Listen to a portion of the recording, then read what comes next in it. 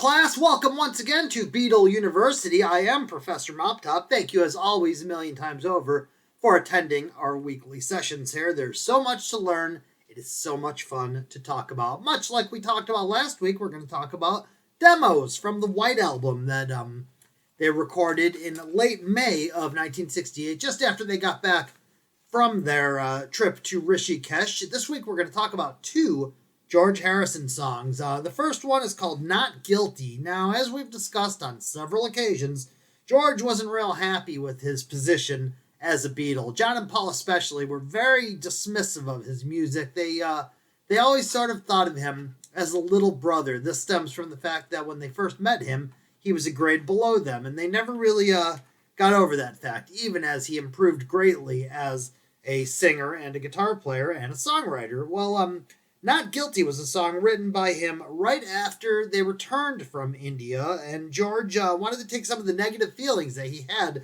and turn them into a positive song. This is right after they got back from Rishikesh. George and Patty spent a little time with Ravi Shankar, and he really got to enjoy and reflect upon what he had learned with Ravi Shankar before returning back to the real world of being a Beatle, which was a little bit more stressful for George than hanging out in India meditating all day long.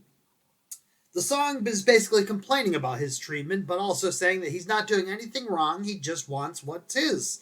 He's very reasonable about it, he's very logical about it in song, he's not trying to cause trouble, he just wants what's his. He mentions the Apple Cart, which is a bit of a nod towards Apple Records, which was the brand new Beatles venture that was going on.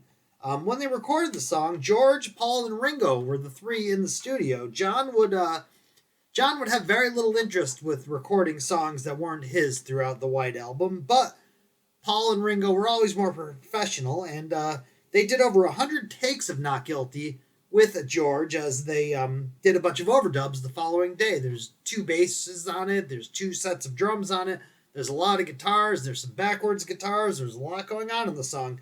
And even though they put a lot of work into it and spent a lot of time in it, and they mixed it down and were all ready to release it, it wound up not getting released on the White Album. They thought it was a little bit too personal. They were perhaps airing too much dirty laundry, which is something that the Beatles didn't really think was cool to do. They would do this a little bit in the future with You Never Give Me Your Money, but in 1968, they did not want to air out their grievances in public. Another song we're going to talk about is another George song that was also demoed for the White Album, but not on the album. It's called Sour Milk Sea, and it was the first song that George wrote that was given away to another artist. This time, a guy named Jackie Lomax got it. This was written in India by George, and it's all about meditation, how simply you could do this, and it takes no time, and how beneficial it is. He's talking about spirituality, how you want to stay away from the sour milk sea. Milk, of course, becomes sour and is horrible, nasty, and gross. This is a good example of George marrying his rock and roll lifestyle with his spiritual side. A lot of times they don't really mesh together, but in this case it works out very, very well. Well, George thought that they should do this as a Beatles song, but again, John and Paul were kind of dismissive of it, so he gave it to Jackie Lomax, who was one of the first guys signed on the Apple Records label. George wanted to get back to basics before everyone else wanted to get back to basics, just being a good little rock and roll band. Now, for the recording, George plays on it.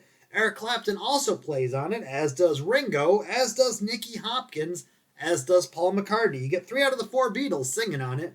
You get 3 out of the 4 Beatles playing on it, and then you get Eric Clapton and Nicky Hopkins on it as well. After they recorded the basic track, Jackie Lomax talks about singing the lead vocal with Ringo, George, and Paul all watching him intensely, saying that it was a little bit nerve-wracking to have three-fourths of the world-famous Beatles watching him as he sang this song. Ultimately, it was only a minor hit, but it certainly is a fantastic track. You'll hear a big hunk of it in the audio, which I send you this week, which are 2 very cool parts, all about Sour Milk Sea and Not Guilty.